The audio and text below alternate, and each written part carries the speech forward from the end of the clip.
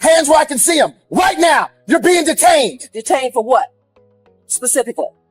State your reasonable... Don't lawyer me! Produce your ID now, or you're going to jail! You're escalating without cause. Call your supervisor now. I said give me your hands!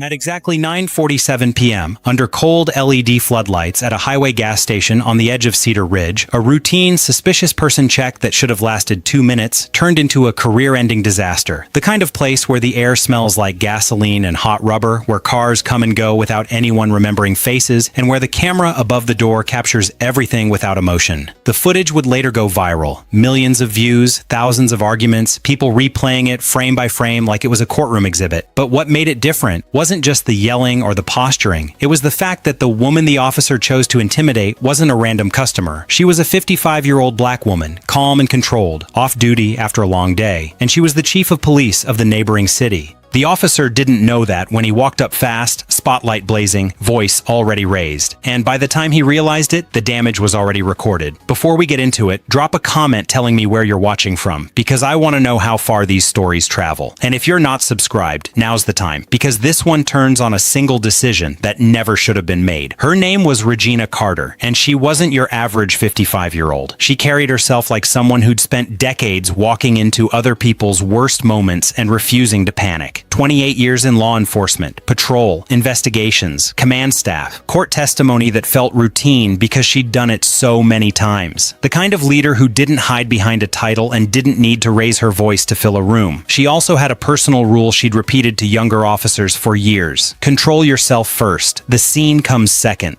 On this night, Regina wasn't wearing a uniform, no marked unit, no radio on her hip, no badge on a chain, just jeans, a dark cardigan, and comfortable shoes. She'd worked late, skipped dinner, and drove home with one annoying problem. Her fuel light had been glaring for the last 10 miles. So she pulled into Cedar Ridge Fuel, chose a pump near the side for visibility, and started filling up. The sky was black and moonless. The highway behind the station breathed in long waves of sound. Inside the store, fluorescent light made the windows shine like bright squares in the dark. Regina's posture looked relaxed, but her eyes still did what training taught them to do. Quick scan, slow scan, exits, people, vehicles that didn't match the rhythm, not paranoia, habit, instinct. She wasn't bothering anyone. She wasn't yelling at a cashier. She wasn't stumbling. She wasn't touching other cars. She was buying gas, the most normal thing in the world. Then she saw flashing lights in her window reflection. A patrol car rolled in fast and angled across spaces like the driver wanted to control the scene more than he wanted to understand it. The spotlight hit Regina's face like a stage cue, bright and accusatory. The officer door opened hard. Officer Dylan Hayes was 29 with about 6 years on the job, and he moved like someone who believed every moment was a contest. He'd transferred into Broward County from a smaller agency where he'd been praised for being proactive. Some people hear that and think it means attentive. Other people learn the hard way that it can mean aggressive, impatient, hungry for control. Hayes walked up fast, already talking before he was close enough to have a normal conversation. "Ma'am," he called, "step away from the vehicle." Regina turned her head toward him, one hand still near the pump, the other open and visible. "Officer," she said calmly, "I'm pumping gas. What's the issue?" "Don't ask questions," Hayes snapped. "You match the description of a suspect. Step away from the vehicle and keep your hands visible." Regina didn't freeze. Her heart didn't race with fear. It raced with recognition. The tone, the vague accusation, the immediate escalation without facts. She lifted her hands slightly, palms out, a universal signal. Not a threat, not running, not hiding. "I'm happy to cooperate," Regina said, "but I need you to tell me what you believe I match the description of." Hayes stopped like her question offended him. "You're not in charge here," he said. "I am. Give me your ID." Regina held eye contact, calm enough to make his anger look even louder. "Is this a stop?" she asked, "or a consensual contact?" Hayes blinked. He didn't like the question because it forced him to label what he was doing. "This is a detention," he said louder. "Now give me your ID." "And the basis for detention is?" Regina asked.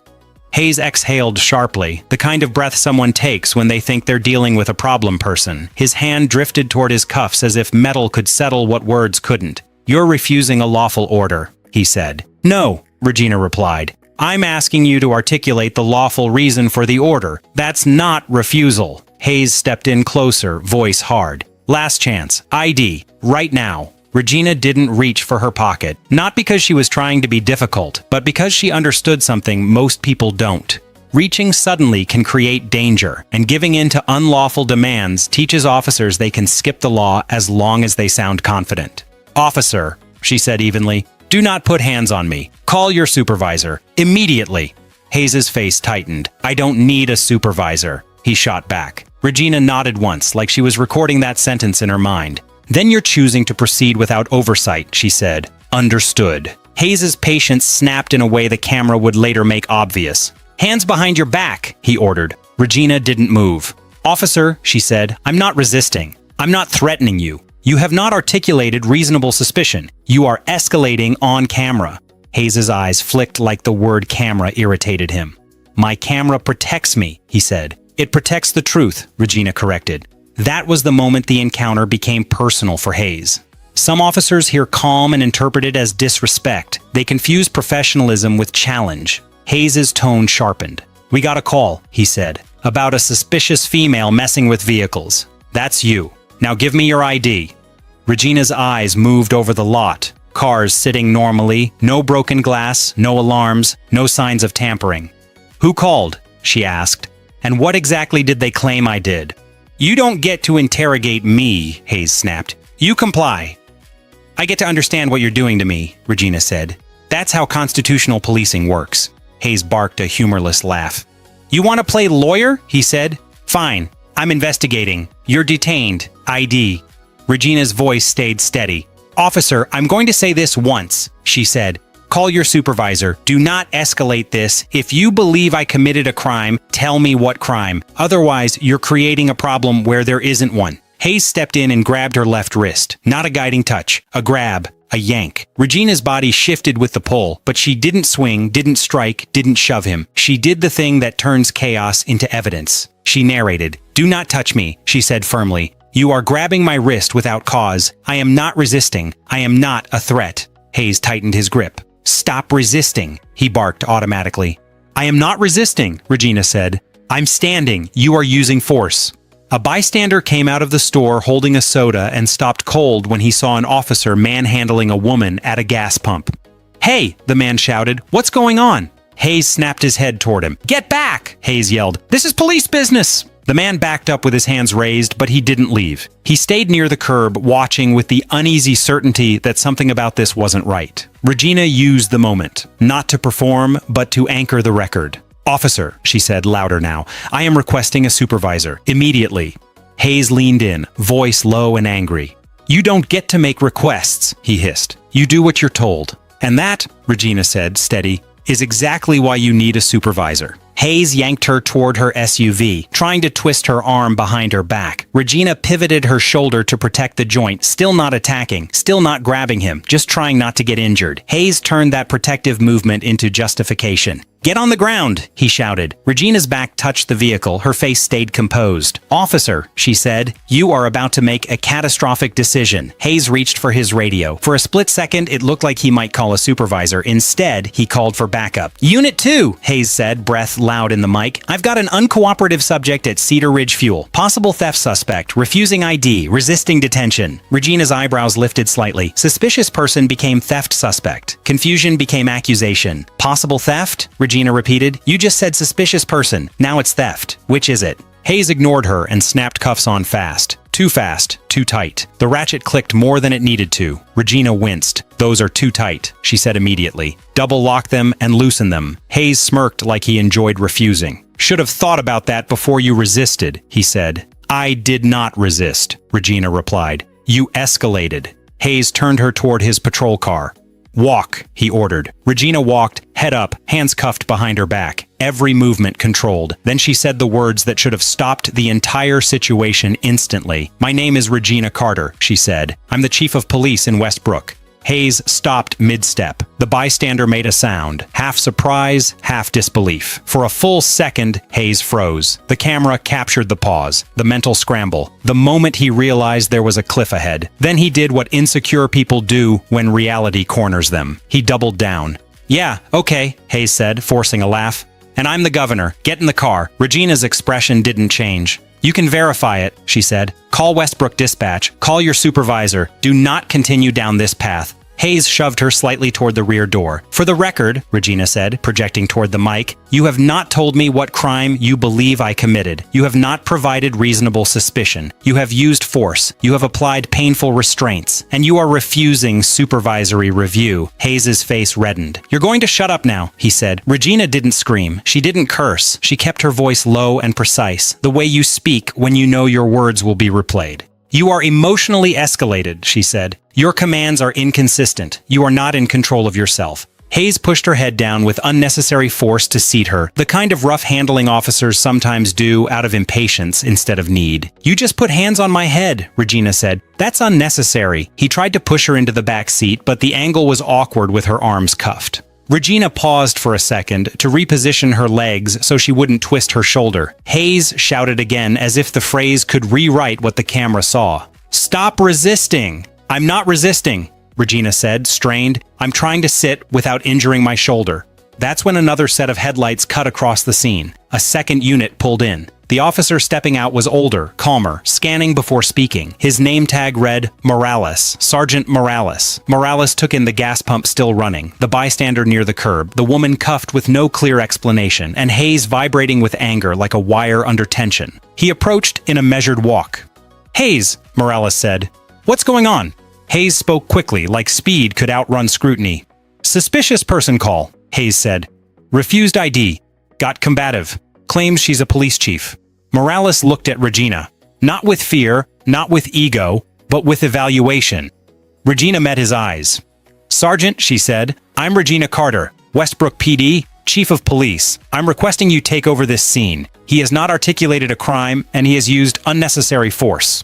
Morales didn't say yes immediately. He did something better. He verified. He keyed his radio. "Dispatch. Confirm identity. Run Regina Carter. Ma'am, date of birth?" Regina gave it without hesitation. Hayes snapped toward Morales. "Sergeant, she's lying." Morales didn't argue. He kept to procedure. While dispatch checked, Regina spoke again, calm but firm. "Sergeant, these cuffs are too tight. They need to be loosened and double locked." Morales stepped closer and saw what Hayes had ignored. Indentation forming, pressure too high for comfort, and no sign this was a dangerous prisoner who needed pain compliance. Morales looked at Hayes. "Did you double lock?" "She's fine," Hayes scoffed. Morales didn't debate. He used his key, loosened the cuffs slightly, and double-locked them. Regina's shoulders relaxed a fraction. "Thank you," she said. Hayes looked furious, like Morales had undermined him. Morales kept his voice low and controlled. "Hayes, go stand by your unit." Hayes took a step as if to argue, then stopped. Something in Morales' stare made it clear. This scene is no longer yours. Hayes walked away stiffly. Seconds later, dispatch came back. "Sergeant Morales," the dispatcher said, "Regina Carter returns as Chief of Police, Westbrook Police Department. Credentials confirmed." Everything changed in that one sentence. Morales nodded once like a puzzle piece clicked into place. Hayes, however, turned so fast he almost stumbled. "What?" Hayes said. Morales didn't raise his voice. He didn't perform. He simply repeated reality. "Confirmed," Morales said. "She's the Westbrook chief." Hayes's face went blank, then flushed, then blank again. Regina's voice stayed steady, almost quiet. "Officer Hayes," she said, "you had multiple chances to slow down. You chose escalation. Now you're going to live with the documentation." Morales leaned closer to Regina. "Chief Carter," he said, "I'm going to remove the cuffs. Are you injured?" "My wrist and shoulder," she said, "and I want immediate supervisory review." Morales nodded and keyed his radio again. "Dispatch," he said, "start a supervisor. Notify watch commander." Hayes, from near his unit, tried one more time to rescue the story. "Sergeant, she was non-compliant," Hayes insisted. "She refused ID." Morales turned his head slowly and asked the question that destroys weak stops. "For what stop?" Morales said. "What crime?" Hayes opened his mouth. "Nothing." He tried again. "Suspicious person?" Morales cut him off with calm clarity. "Suspicious is not a crime," Morales said. "What did you observe her do?" Hayes gestured vaguely at the night. "She was lingering." Regina's voice cut in. "I was pumping gas." Morales nodded once, like he already knew. "Hayes," Morales said, "do not speak to her further." A few minutes later, Lieutenant Vance arrived, watch commander for the shift. He stepped out, scanned the scene, and immediately sensed the seriousness. Morales spoke quietly to him. Vance's expression tightened. "Chief Carter," Vance said, correcting himself quickly after starting with "ma'am." "I understand there was an issue." Regina didn't gloat. She didn't raise her voice. She gave facts. "Lieutenant," she said, "your officer initiated contact without articulable suspicion, escalated immediately, grabbed my wrist, applied overly tight cuffs without double locking, accused me of resisting while I remained nonviolent, and attempted to arrest me without stating a crime." His body cam captured it. Vance swallowed. "I'm sorry that happened," he said, then made the decision that told everyone he understood what was at stake. He turned to Morales. "Secure Hayes' body cam. Now, do not let him dock it alone." Hayes' posture changed near his unit like he'd been hit with cold water. Regina watched him, then looked back at Vance. "I'll be requesting the CAD notes, the call audio, and all footage," she said. "And I will file a formal complaint." "Yes, Chief," Vance said quietly. "You will have it." Now, most people go home after something like that, shaking with anger, telling the story to friends, hoping somebody cares. Regina went home and treated it like a case file. She iced her wrist. She photographed the marks with timestamps. She wrote the timeline in clean, unemotional language. She documented exact phrases as closely as possible. She noted the bystander. She noted Morales' intervention. She noted the changing accusation from suspicious person to possible theft to resisting, none of it supported by articulated facts. Then she filed the complaint the next morning, not like someone begging to be heard, but like a professional submitting evidence. By noon, Internal Affairs had it. By afternoon, the department's legal advisor had it. By evening, the chief of Broward County PD had watched the footage once, then watched it again, then paused it at the moment Hayes grabbed Regina's wrist and sat back in the kind of silence that means there is no spin strong enough for what's on that video. At first, the department tried to keep it contained. Administrative leave, pending review, standard phrases meant to slow public reaction, but the gas station had security cameras, and the bystander had recorded a short clip when he thought he was watching someone get hurt for no reason. Rumors spread anyway. Reporters started asking questions. Public records requests followed, and eventually the footage got out. When it hit the internet, it exploded. People argued about the same things they always argue about. Some praised Regina for staying calm and insisting on procedure. Some said she should have just shown ID, as if rights are only valid when they're convenient. Some focused on the fact she was a police chief and asked, if he did that to her, what does he do to regular people? Internal Affairs assigned the case to Lieutenant Naomi Park, an investigator known for one thing. She didn't care who you were. She cared what the evidence said.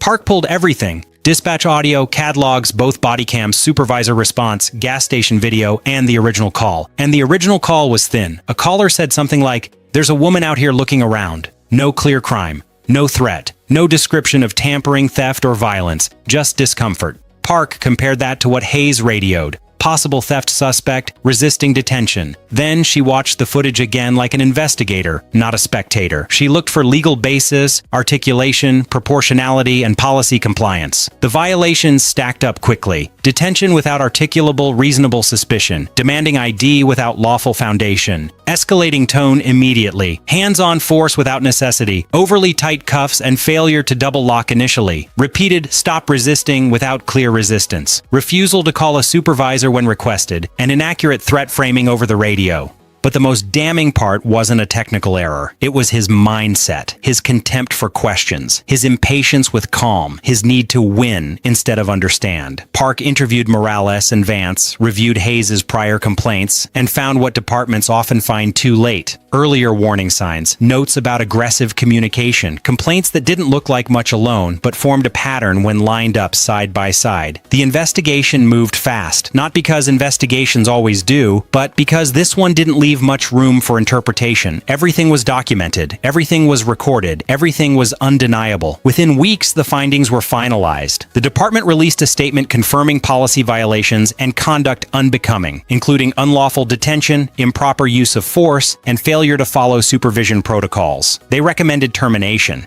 Hayes tried to fight it. He hired an attorney. He claimed he feared for his safety. He claimed she matched a description. He claimed her questions were non-compliance. But the video didn't support him. A month after the gas station incident, Officer Dylan Hayes was fired. 6 years on the job, gone, because he couldn't control his tone, couldn't articulate a legal basis, and chose force as a shortcut to authority while a camera recorded every second. Broward County PD, under pressure from the viral fallout and the clarity of the case, announced changes. Refresher training on investigative detention. Stronger guidance on supervisor requests, expanded de-escalation training focused on controlling tone and pace, random body cam audits meant to catch patterns earlier. And as the story circulated, more people came forward with similar complaints about Hayes. Aggressive stops, threats over minor questions, escalation where none was needed. It wasn't proof of every allegation, but it reinforced what the footage already suggested. This wasn't a one-time lapse. It was a way of operating. Regina Carter returned to her job in Westbrook without making herself a celebrity. She used the incident as a lesson in roll call and training, reminding her officers that questions aren't threats, and calm isn't disrespect. She emphasized what she'd always emphasized. The public doesn't owe you silence. You owe them professionalism. As for Hayes, his badge was gone. The uniform no longer protected his ego, and the camera that he thought would protect him ended up doing the opposite. Because cameras don't pick sides, they just show behavior. Here's the bigger lesson. This story isn't just about a police chief and one officer. It's about the gap between authority and professionalism. It's about how quickly an interaction turns dangerous when an officer treats questions like defiance. And it's about why knowledge matters. Because most people don't know the difference between a consensual encounter and a detention, or what reasonable suspicion actually requires, or how to request a supervisor in a way that becomes part of the record. Some officers count on that ignorance. But when someone knows procedure and stays calm enough to speak clearly, the power dynamic shifts. The uniform doesn't automatically win. The badge doesn't automatically settle it. Documentation does. So what should you take away? Stay as calm as you can. Keep your hands visible.